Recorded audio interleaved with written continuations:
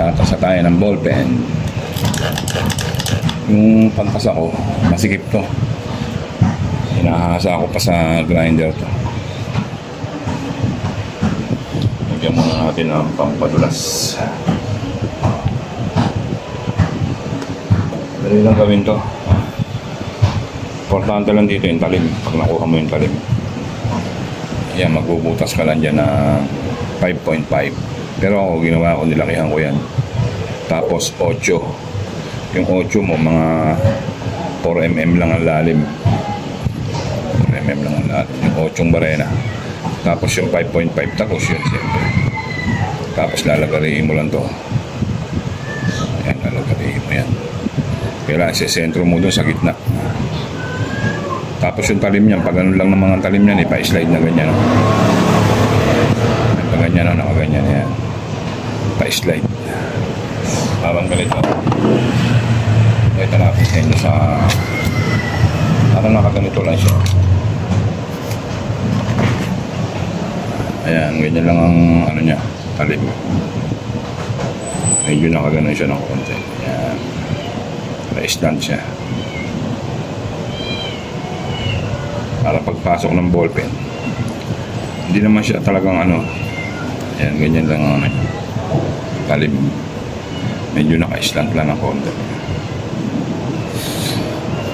Dali lang yan, pag nakuha nyo yung talim yan, saglit lang yan. Sample. Tapos gagawa nyo ng pang-ipit. O ako, ginawa ko pang-ipit to, butterfly, para madali ipitan. Yellow range.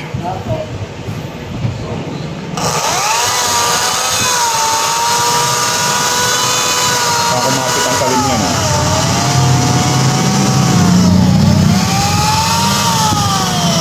Buong-buo yan.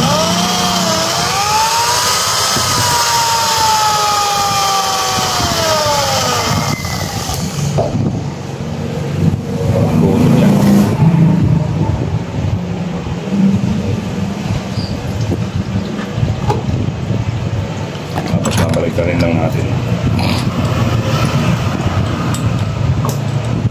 Pero ang sukat nito mataba ito kasi hinahasa ko pa ito eh. Hindi nga kakasya yan din eh. Hinahasa ko pa yan kasi gusto ko, pinipinis ko siya sa grinder para makuha talaga yung tamang sukat. Saka para ano, mapantay. Pantay siya. Hindi siya rektang tinasahan lang.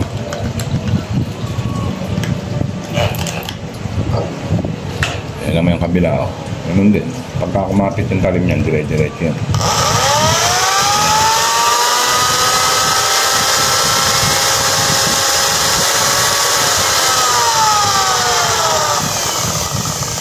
Makinis na makinis ang tasa niyan.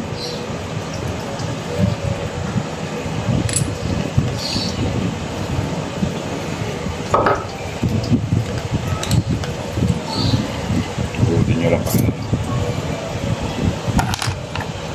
Ayan ang tasa niya. Medyo titinga siya, bunutin nyo lang. Ayan, mga toddlers. Ito sana gagawin ko sana sa 1/4 eh, hindi ko na natuloy. Nagdodoble. Pero pwede ko pang gawin to eh.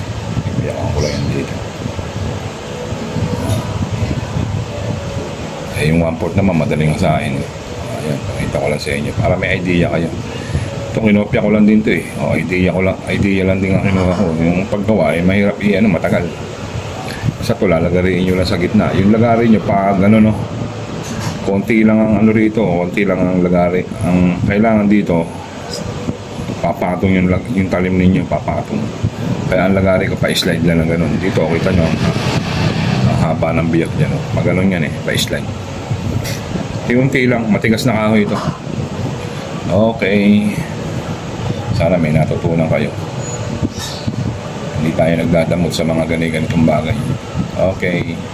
Pero hindi ako nagbebenta nito. Bye na bye. Good morning.